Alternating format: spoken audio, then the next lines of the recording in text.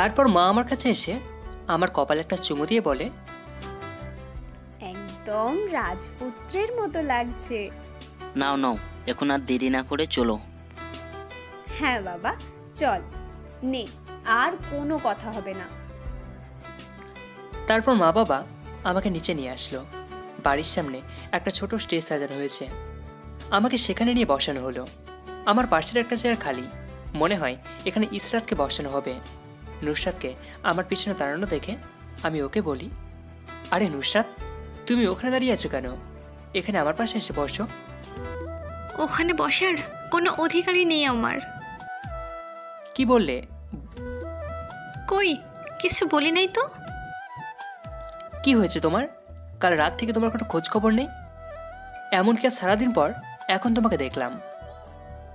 আমার জায়গায় যদি তুমি হতে তাহলে বুঝতে কেন আমি তোমার সামনে আসি নাই। এই কথা বলে চোখ মুছতে মুছতে আমার সামনে থেকে চলে গেল। এটা কি বলে নুসরাত? কি মানে হতে পারে এই কথার? না, আমি তো কিছুই বুঝতে পারছি না। এসব কথা ভাবছি এমন সময় ইসরাত তাকিয়ে দেখি বধূ সাজে আমার দিকে এগিয়ে আসছে। ওকে দেখে মনে হচ্ছে কোনো এক পরী আকাশ থেকে জমিনে নেমে আমার দিকে হেঁটে আসছে। যদিও আমি এখনো পরী দেখিনি, কিন্তু ইসরাতকে এই সাজে দেখে পরী দেখার ইচ্ছেটা পূর্ণ হয়ে গেছে। আজ ইসরাতকে এক অন্যরকম লাগছে। আমি তো এক পলকের জন্য ওর দিক থেকে চোখ সরাতে পারছি না। এরপর ইসরাতকে আমার পাশে বসানো হলো। সবাই যে যার মতো ছবি তোলায় ব্যস্ত, কিন্তু আমার যে কি হলো কিছুই বুঝতে পারছি না। কেন জানি না, ইসরাতের দিকে তাকিয়ে থাকতে আমার খুবই ভালো লাগছে। দেখতে দেখতে বিয়ের কাজ সম্পূর্ণ হয়ে গেল। আমি আর ইসরাত চুপ করে এখনো সেখানে বসে আছি। এমন সময় নীরবতা ভেঙে ইসরাত বলে, কখনো স্বপ্নেও ভাবিনি যে আমার থেকে জুনিয়র একজন আমার স্বামী হবে। তুই শেষমেশ দাদিকে বুঝিয়ে সুঝিয়ে আমাকে বিয়ে করেই ফেললি। ইসরাত, বিশ্বাস করো, আমি এমন কিছুই করিনি। আমি তোমাকে ভালোবাসি ঠিকই, কিন্তু আমি এতটা নিচ না যে নিজের ভালোবাসার জন্য তোমার মনের বিরুদ্ধে কোনো কাজ করব। বিশ্বাস করব তাও আবার তোর মতো একটা নিচু মনের মানুষকে, যে কিনা নিজের স্বার্থের জন্য যা কিছু করতে পারে। ইসরাত প্লিজ, আমাকে বিশ্বাস করো, আমি সত্যি। সম্পূর্ণ কথা বলার আগে ভাবি আর মা এসে নুসরাতকে নিয়ে গেল, আর আমি বোকার মতো ওখানে বসে রইলাম। একটু পর আমাকেও ঘরে নিয়ে গেল। রাতে সবাই মিলে গান বাজনা নিয়ে মেতে আছে। বিয়ে বাড়ি বলে কথা। আমি আর ইসরাত পাশাপাশি একটা সোফায় বসে তা দেখতে লাগলাম। সবাইকে আজ খুব খুশি মনে হচ্ছে, শুধু আমাদের দুজনের মনেই কোনো আনন্দ নেই। আর এত কিছুর আনন্দ থাকা কথাও না। আমার এসব দেখতে ভালো লাগছে না, তাই আমি সেখান থেকে উঠে ছাদে চলে এলাম। তারপর আজকে সারাদিন ঘটে যাওয়া সব কিছু ভাবতে লাগলাম। কি থেকে কি হয়ে গেল? যাকে ভালোবাসি তার সাথে বিয়ে হয়েছে বলে আমার খুশি হওয়া উচিত, নাকি ইসরাতের মনের বিরুদ্ধে বিয়ে হয়েছে বলে খুশি হওয়া উচিত? কিছুই মাথায় আসছে না। দাঁড়িয়ে দাঁড়িয়ে এসব কথাই ভাবছি।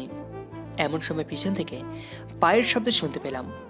পিছন ফিরে তাকিয়ে দেখি ভাবি। তারপর সে আমাকে বলে, কি ব্যাপার, এত রাতে নতুন বউকে বাসর ঘরে বসিয়ে রেখে তুমি এখানে দাঁড়িয়ে দাঁড়িয়ে কি ভাবছো দেবরজি? না, কিছু ভাবছি না। আসলে এখানে দাঁড়িয়ে থাকতে খুব ভালো লাগছে, তাই দাঁড়িয়ে আছি। হয়েছে, আর দাঁড়িয়ে থাকতে হবে না, এখন ঘরে যাও তো দেখি। সে কখন থেকে আমার ননদিনীটা তোমার জন্য বাসায় বসে অপেক্ষা করছে। ভাবি তুমিও না? বাবা, তুমি দেখি লজ্জাও পাও। কই, আমি তো লজ্জা পাইনি। আর কিসের জন্য লজ্জা পাবো? তা তো বুঝতেই পারছি। নাও, এখন আর কথা বাড়িয়ে না, চলো। তারপর আমি আর কোনো কথা না বলে ভাবির পিছন পিছন যেতে লাগলাম। ঘরের সামনে এসে ভাবি আমাকে বলে, দেবরজি, বাসার ঘরে যাচ্ছ ঠিকই, কিন্তু সিনিয়র বউ বলে আবার লজ্জা পেও না যেন। এই কথা বলে ভাবি মিটমিট করে হাসতে হাসতে চলে গেল। আর এদিকে দরজা খুলতে যাবার সময় আমার হাত পা যেন কাঁপতে লাগলো। তারপর নিজেকে কোনো রকমে সামলে নিয়ে দরজা খুলে ভিতরে গিয়ে দেখি ইসরাত ইয়া বড় একটা ঘোমটা দিয়ে বিছানার উপর বসে আছে। তারপর আমি দরজা আটকে দিয়ে আস্তে আস্তে ইসরাতের দিকে এগিয়ে যেতে লাগলাম। ঠিক তখনই ইসরাত এক ঝটকায় ঘোমটা ফেলে দিয়ে আমাকে বলে, ওই একদম আমার কাছে আসার চেষ্টা করবি না। কেন? দেখ, তুই যদি আমার কাছে আসার চেষ্টা করিস তো তো তো তো কি বলো? এই ছুরিটা দেখেছিস, এইটা দিয়ে একদম নিজেকে শেষ করে দেব। ওই পাগল হলে নাকি? ছুটি ফেলে বলছি হাত থেকে। তাহলে তুই দূরে সরে যা। আচ্ছা যাচ্ছি, তারপরে তুমি প্লিজ হাত থেকে ছুরিটা ফেলে দাও। কত স্বপ্ন ছিল আমার বাসর রাত নিয়ে, কিন্তু এক নিমিষেই তুই সবকিছু শেষ করে দিলি। কেন করলি এমন? তুই তুই তো জানতিস যে আমি একজনকে ভালোবাসি, তারপরেও বিয়ে করলি আমাকে কেন? দেখো, তুমি আমাকে বিশ্বাস করো এবার নাই করো, সত্যিটা হলো যে এই বিয়ে হওয়ার পেছনে আমার কোনো হাত নেই। তাহলে তুই কেন এই বিয়েতে রাজি হলি? আমি সাদা বলে রাজি হইনি, পরিস্থিতির কারণে আমাকে রাজি হতে হয়েছে। কি পরিস্থিতি? তারপর আমি ইসরাতকে হাসপাতালের সব ঘটনা খুলে বললাম। আমার কথা শুনে ইসরাত মনে হয় কিছুটা শান্ত হয়েছে, কারণ ছুরিটা হাত থেকে পাশের টেবিলে ডয়ারে রেখে দিয়েছে। আচ্ছা, একটা কথা বলবে? কি কথা? আমি তো পরিস্থিতির কারণে বিয়েতে রাজি হয়েছি, তাহলে তুমি কেন রাজি হলে? আমার তোকে বিয়ে করার কোনো ইচ্ছাই ছিল না, শুধুমাত্র বাবা ওই বুড়িটার জন্য আমার সব স্বপ্ন আজ ভেঙে চুরমার হয়ে গেছে। তুমি চাইলে সেগুলো আবার জোড়া লাগাতে পারো। কি বললি? বললাম যে অনেক রাত হয়েছে, এখন ঘুমিয়ে পড়ো। তুই ভাবলি কি করে যে আমি তোর সাথে এক বিছানায় ঘুমাবো? আমার সাথে এক বিছানায় ঘুমাতে হবে না, তুমি বিছানায় ঘুমাও, আর আমি না হয় সোফাতে কোনো রকমের রাতটা পার করে দেব। আচ্ছা ঠিক আছে। তারপর আমি বিছানা থেকে এগিয়ে যেতে ইসরাত বলে, এ কি তুই আবার আমার কাছে আসলি কেন? তোমাকে একটা কিস করতে। কি? আরে বালিশ আর কম্বল নিতে আসছি। তোর এদিকে আসা লাগবে না, আমি ধরে দিচ্ছি। আচ্ছা দাও তাহলে। এই নে, আর খবরদার যদি কোনো সময় স্বামীর অধিকার নিয়ে কাছে আসিস তো সেই দিনই তোর শেষ দিন হবে বলে দিলাম। আমি কোনো কথা না বলে চুপচাপ সোফাতে শুয়ে পড়লাম। ধ্যাত, লাইট অফ করতে তো ভুলেই গেছি। কেমন লাগে এই শীতের মধ্যে বারবার ওঠা। যাই, লাইটটা বন্ধ করে আসি। আমি যখনই লাইটটা বন্ধ করে দিলাম তখনই ইসরাত চিৎকার করে ওঠে। ওর চিৎকার শুনে আমি তাড়াতাড়ি করে লাইটটা জ্বালিয়ে দিয়ে জিজ্ঞাসা করি, কি হয়েছে তোমার? এভাবে চিৎকার করলে কেন? ওই, তুই লাইট বন্ধ করলি কেন?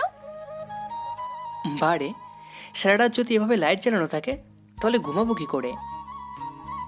আমি জানি না তুই ঘুমাবি কি করে, কিন্তু তারপরেও লাইট জ্বালানো থাকবে।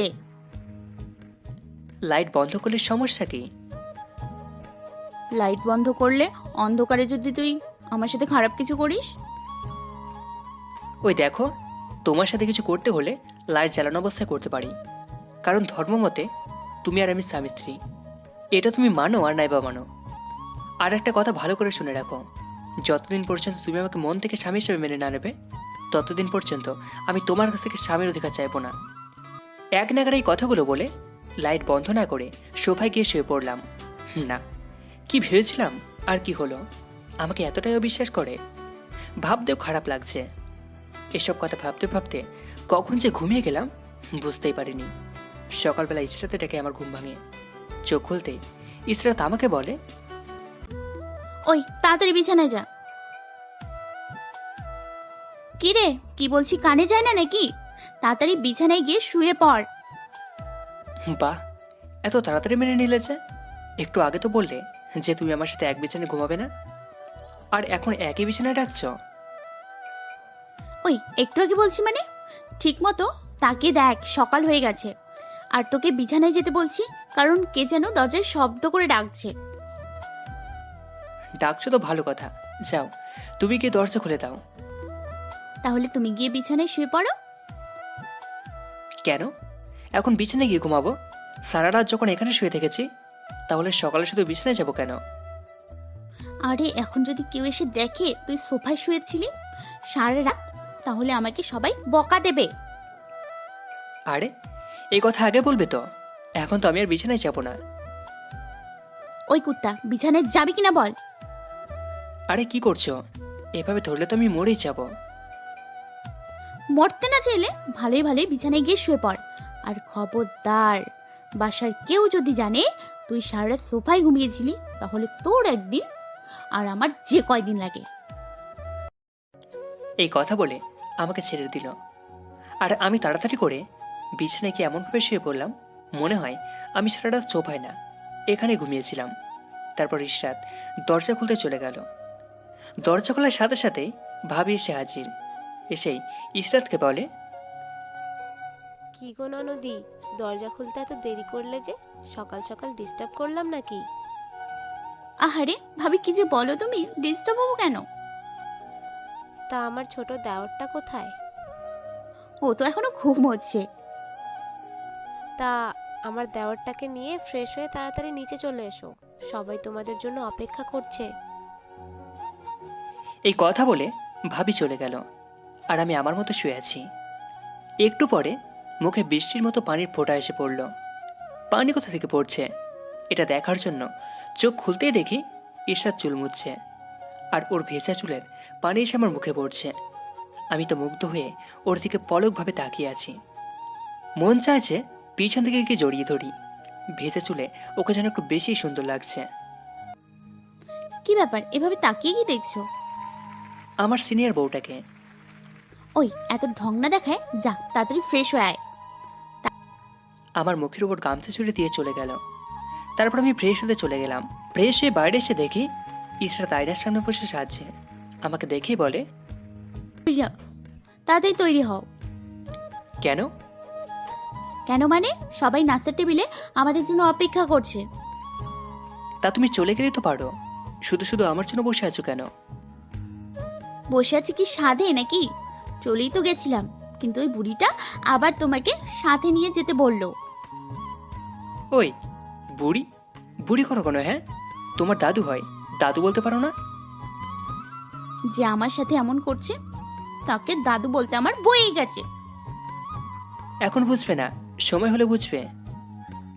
ওই তুই তৈরি না হয়ে বিড়বিড় করে কি বলছিস? কই কিছু না তো। তাহলে তৈরি না হয়ে এখনো খাম্বার মতো দাঁড়িয়ে আছিস কেন? যাচ্ছি। তারপর আমি তৈরি হয়ে ইশরাতের সাথে নিচে গেলাম। নিচে গিয়ে বড় মামিকে জিজ্ঞাসা করে, কি রে, এত দেরি হলো কেন? ওরে তোর মেয়ের জন্যই দেরি হয়েছে। তোমার নাতির জন্য দেরি হয়েছে, বুঝলে বুড়ি? তাড়াতাড়ি খেতে বসে পড় দেখি, আমাদের আবার যেতে হবে। কোথায় যাবে মা? কোথায় কি রে, আমাদের বাসায় ফিরতে হবে না? আজই চলে যাবে? হ্যাঁ আজই। আর ইশরাত মা, তোর কি কি নিতে হবে তা গুছিয়ে নিস, আর কিছু না নিলেও চলবে। ঠিক আছে। তারপর ইশরাত খাওয়া দাওয়া শেষ করে চলে গেল। আমি ইশরাতের পিছন পিছন গেলাম। ইশরাত কোনো কথা না বলে চুপচাপ ওর ব্যাগ গুছাতে লাগলো। বেশি কিছু নেওয়ার দরকার নেই। কেন? এখান থেকে শুধু শুধু বই না নিয়ে গিয়ে ওখানে গিয়ে কিনে নেব। আমি কি নেব আর কি নেব না সেটা কি এখন আমার তোর কাছ থেকে বুঝতে হবে? না মানে, থাক, আর কিছু না বলে চুপচাপ তুই তোর কাজ কর। আর হ্যাঁ, আমি তোদের ওখানে মাত্র কয়েকদিনের জন্য যাচ্ছি। কয়েকদিনের জন্য মানে? কোনো মানে টানে নেই, আমি কয়েকদিন পর আবার এখানে চলে আসব। কিন্তু কেন? বিয়ের পর তো মেয়েরা স্বামীর বাড়িতেই থাকে, তাহলে তুমি কেন চলে আসবে? ওই কিসের স্বামীর বাড়ি, হ্যাঁ? আর আমি যখন তোকে স্বামী হিসেবে মানি না, তাহলে স্বামীর বাড়ি আবার কোথা থেকে এলো? আচ্ছা, তোমার যেটা ভালো লাগে। এই কথা বলে আমি আমার কাজ করতে লাগলাম।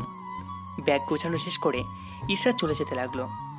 ঠিক তখনই ও কিসের সাথে যেন ধাক্কা খেয়ে পড়ে যেতে লাগলো। আর আমি ওকে সাথে সাথেই ধরে বসি। ভয়েতে ইশরাত চোখ বন্ধ করে আছে। তারপর আস্তে আস্তে চোখ খুলে এক পলকে আমার চোখের দিকে তাকিয়ে আছে। মন চাচ্ছে ওর চোখের মাঝে আমি হারিয়ে যাই। এমন সময় ভাবি এসে বলে, হ্যালো গাইস, ভিডিওটি ভালো লাগলে একটি লাইক করে দিও আর অবশ্যই কমেন্ট করে জানাও ভিডিওটি তোমাদের কেমন লেগেছে। আর ভিডিওটির পরবর্তী পার্ট খুব তাড়াতাড়ি আসবে, তো যারা এখনো চ্যানেলটিকে সাবস্ক্রাইব করনি প্লিজ পরবর্তী পার্টগুলো দেখার জন্য চ্যানেলটি সাবস্ক্রাইব করে পাশে থাকা বেল আইকনটি বাজিয়ে দিও। ধন্যবাদ সবাইকে আমাদের সাথে